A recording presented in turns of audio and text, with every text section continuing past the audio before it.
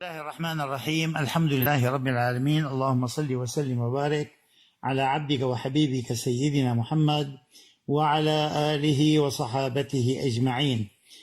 كل شيء في الحياة هو من البلاء، فقد يكون الغنى بلاء وقد يكون الفقر كذلك، قد تكون الصحة بلاء وقد يكون المرض كذلك، قد يكون الجمال بلاء وقد يكون القبح كذلك، إلا أن الاستعمال العام لكلمة البلاء هو ما يثقل على النفس، فيقال عن المرض، عن الفقر، عن العاهات التي تصيب الإنسان، عن ما يحدث معه في الحياة من مشكلات، يقال عنها البلاء. ولكن البلاء هو أعم من ذلك، خلق الموت والحياة ليبلوكم ونبلوكم بالخير والشر فتنة. فالحكمة تقول هنا في هذه القضية ليخفف ألم البلاء عنك. ما الذي يخفف ألم البلاء عنا؟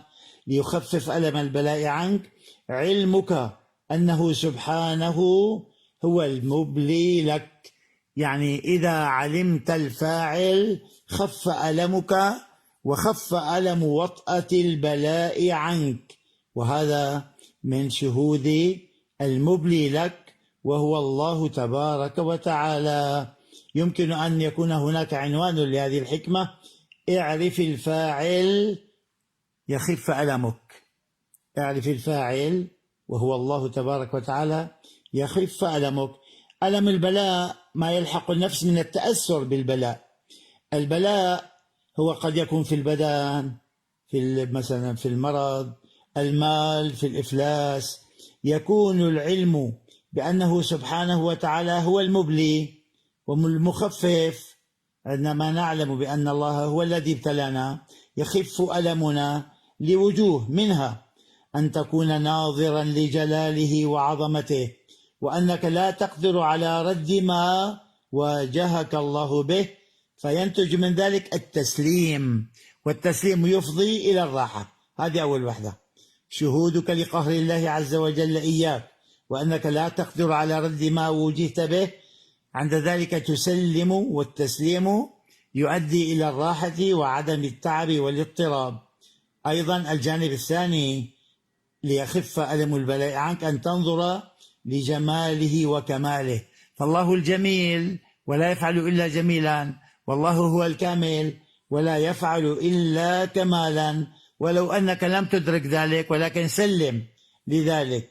أيضا أن تنظر لفعله فتقابل ما لا يؤلمك بما آلمك، فتصير له على ما يحب فيك. بمعنى أنت لنفرض أنك وقعت في مصيبة، تذكر في مصيبتك الأجر الذي أعده الله لك، عند ذلك تتحمل المصائب. أما ذكر الله تبارك وتعالى بأن الذين يتحملون المصيبة ويقولون إنا لله وإنا إليه راجعون، عند ذلك ما هي النتيجة؟ عليهم صلوات من ربهم ورحمة. إذا واجهت أقدار الله تعالى ولو تعلمت بها، إذا واجهتها بالتسليم والتفويض والرضا بما قسم لك، وعلمك بأن الله اختار لك ما هو الأفضل، أنت لا تستطيع الاختيار لنفسك، فعند ذلك يخف ألمك. يقول تتمة لذلك: فالذي واجهتك منه الأقدار، أي الأقدار المؤلمة، هو الذي عودك حسن الاختيار، أي إن الله اختار لك ما هو الأصلح. وأحيانا بعد المصائب الكبيرة يظهر للعبد، إذا أراد الله تعالى ذلك، لا يشترط ذلك، يظهر للعبد بأن ما اختاره الله له هو الأصلح له. يقول في هذا المعنى: إن أعرضوا فهم الذين تعطفوا، كم قد وفوا فاصبر لهم إن أخلفوا. الله الله، الذي عودك اللطف، والذي عودك العطاء، والذي عودك المنن، والذي عودك الخير، لا يصدر منه إلا الخير، فعليك أن تكون صابرا. وحسن الظن أيضا بالله تبارك وتعالى لتتحمل هذا البلاء وليخف عنك ألمه هو على وجوه: حسن الظن به فيما فعل، هذه واحدة، لأنه واجهك بالجميل، ثم بعد ذلك علمك بأنه هو الحاكم والمقدر، وكل هذا لمصلحتك، لأن الله وحده هو الذي يعلم ما يصلحك. ثم انظر إلى جماله وإلى حبه، وكل ما يفعل المحبوب محبوب.